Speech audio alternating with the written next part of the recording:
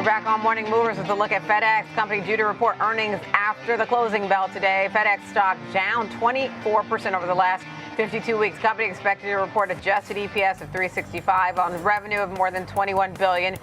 Those would be increases of just 1% year over year. FedEx has struggled to grow as it deals with the post-COVID-19 shipping slowdown and increased costs because of tariffs.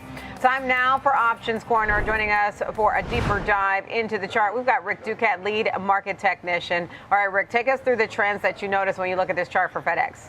As you said, Diane, not the greatest time for this shipping industry. FedEx and UPS down significantly on the year, 24 and 35% to the downside here, respectively, versus the broader market and the industrial sector up about 17 and 14% or so. But really, if you also consider it, too, versus the freight industry, it's also not doing very well either. Old Dominion, J.B. Hunt, those are doing pretty poorly versus the industrial sector.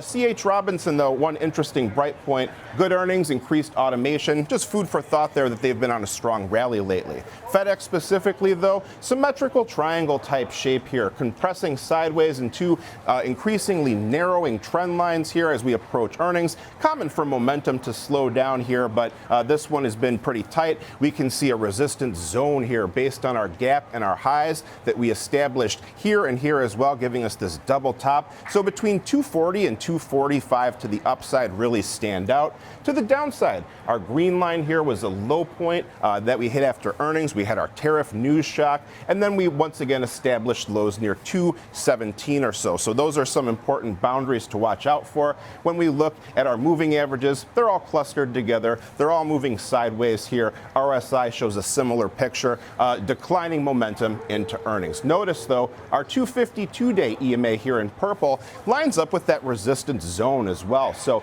extra emphasis on that level. Volume profile shows our point of control. Our heaviest trading area of all comes in right around current prices, right around 227 or so. So this is really the range to watch here. This is the heavy trading area where things start to drop off. Notice another spike at our resistance zone level as well. Finally, if we were to look at our expected move for the expiration this Friday here, we can see it lines up with our levels here around 210 and around 243. So those would be the boundaries once again.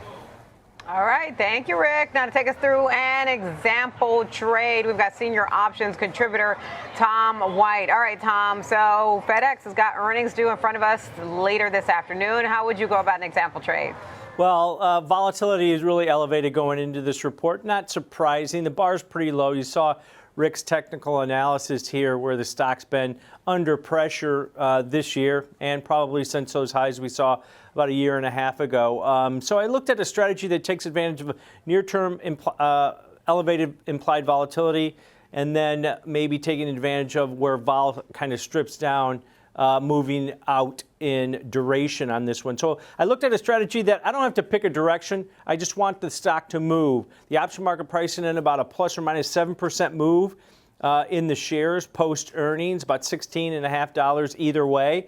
So that's going to line up with my double calendar position, which means I want it to move about one standard deviation, either to the upside or the downside from the current share price, about $227, to become profitable on this type of strategy. So we're not to the September 26th weekly cycle. So 8 days to expiration. We're going to buy the 245 strike call on the upside, and then we're going to buy the 210 strike put on the downside in that option series. And then against it, we're going to take advantage of that high implied volatility and sell in the September 19th monthly options that expire tomorrow.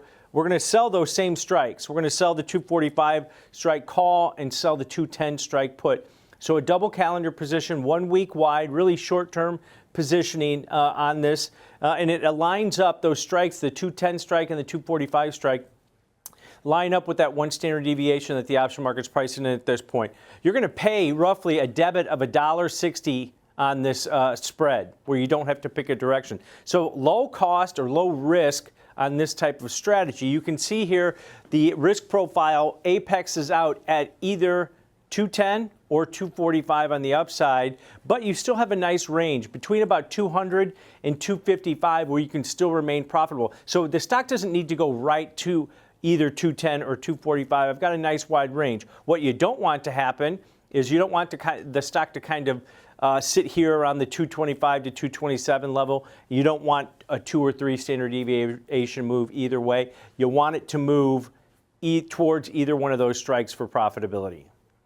All right. Thank you for that example trade there, Tom. Appreciate it.